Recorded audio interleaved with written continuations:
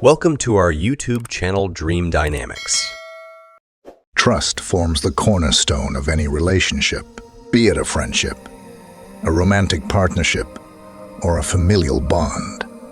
In this video, we will delve into 10 traits outlined by Zen philosophy that should raise red flags when considering trust. Foremost, it is imperative to observe and evaluate individuals for these characteristics. Thankfully, this is a straightforward process.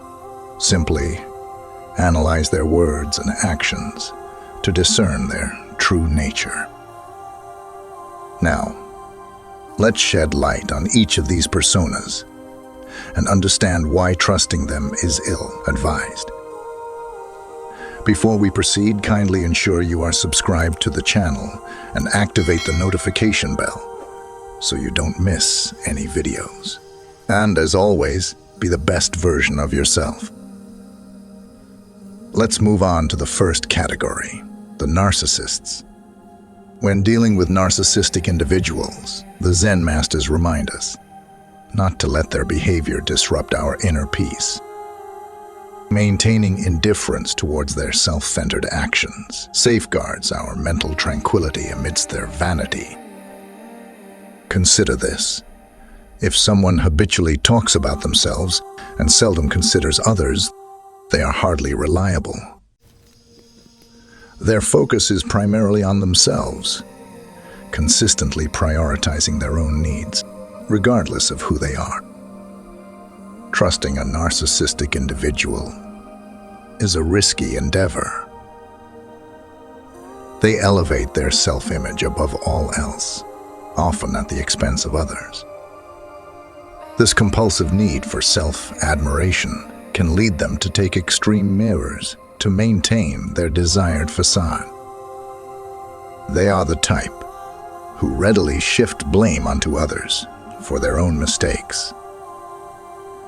Hence, exercise caution with those who excessively self-promote and impose. The second category are the gossipers. Zen philosophy also guides us in handling gossip and hurtful words. It stresses the importance of not giving undue weight to others' opinions about us.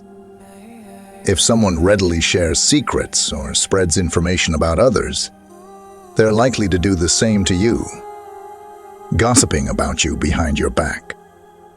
Trusting gossip is a misstep, as their inclination to spread information is driven by pleasure, not discretion. The third type are those who persistently provoke irritation. When it comes to dealing with vexing or manipulative individuals, Zen philosophy advocates for self-reflection rather than reacting emotionally. We can pause and consider how our own perceptions and reactions shape the situation. While it's understandable to lose patience during challenging times, it's different when you find yourself perpetually irked by a specific person.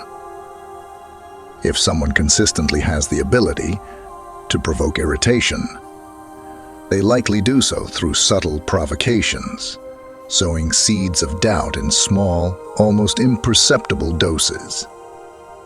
Beware of these subtle games. If someone persistently irks you, it's because they are covertly prodding you with words and gestures. The fourth type are those who are indecisive. Zen philosophy encourages us to focus on what we can control, our decisions and actions. Trusting someone who perpetually wavers in decision-making is a dubious proposition. How can you rely on someone who struggles to chart a course for their own life? Their unpredictability arises from an undeveloped, unstable personality.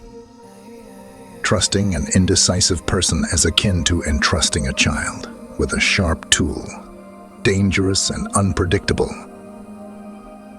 fifth type are the two-faced. In dealing with those who wear two masks, Zen philosophy advises caution. Instead of fixating on their actions, we should focus on nurturing virtue within ourselves. We've all likely encountered individuals who appear friendly to your face, but spread rumors behind your back. This behavior extends to others as well. Be prepared for disparaging comments from these two-faced individuals. When you notice such behavior, it's best to distance yourself from the relationship promptly. Don't let the opportunity to master your emotions slip away. The sixth type are the people who are overly curious. Zen philosophy emphasizes the need to set boundaries in conversations and share information judiciously. Be wary of those with insatiable curiosity, as it can lead to the disclosure of sensitive information. This curiosity may also be rooted in envy. It's vital to be cautious about whom you confide in, as it's challenging to be certain that your information won't be used against you in the future. While it's normal for people to ask about your life in the course of conversation, be cautious of those who incessantly probe, especially on sensitive matters. Such individuals warrant caution and, if possible, distance. The seventh type is the universal friend. Zen philosophy reminds us that we can't control how others perceive us. Instead of seeking universal approval, it emphasizes the importance of authenticity. We've all encountered individuals who seem universally affable, always eager to please and befriend everyone. While there's nothing inherently wrong with these traits, it's important not to blindly trust them. Often, such individuals seek popularity and aim to be the center of attention. For them, you're just one among many, easily replaceable. Be cautious of these extroverted, popularity-seeking personalities, as they tend to shift allegiances swiftly. The eighth type are the perpetual critics.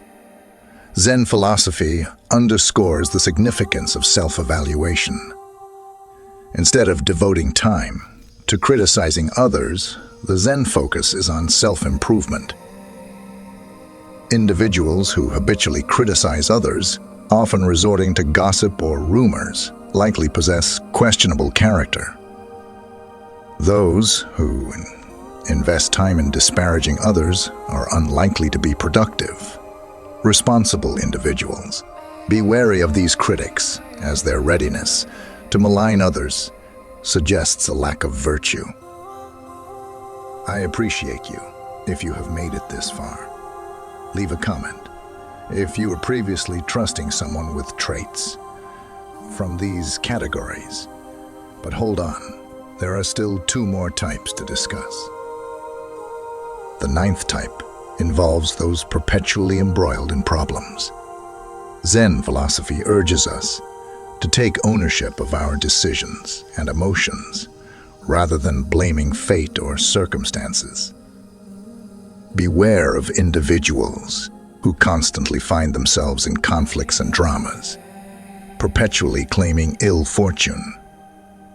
They paint life as a series of punishments, an endless string of difficulties. Be cautious of such individuals, for their tendency to attract problems is not mere coincidence. It's not the universe conspiring against them, but rather their own self-sabotage.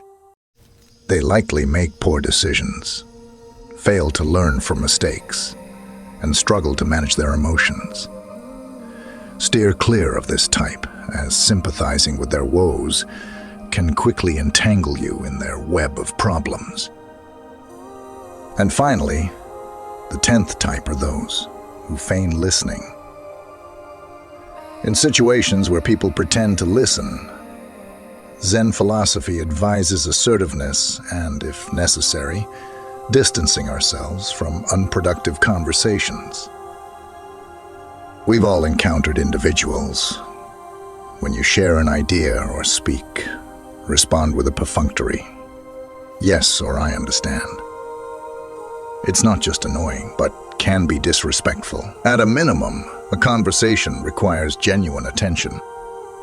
If you notice someone isn't genuinely listening, or worse, they're engrossed in their phone or simply feigning interest, it's best to cease talking. Conversing with someone who isn't truly engaged is a futile endeavor. If this happens, feel free to stand up and leave. You're not obligated to spend time with someone uninterested in your thoughts. Thank you for joining us on this journey. If you found this story meaningful and the lessons impactful, don't miss out on more content like this. Subscribe to our channel to stay connected and receive regular updates filled with insightful narratives and valuable life lessons. Thank you for your support, and we look forward to sharing more empowering stories with you. Remember, every small step towards personal development counts. See you in our next video.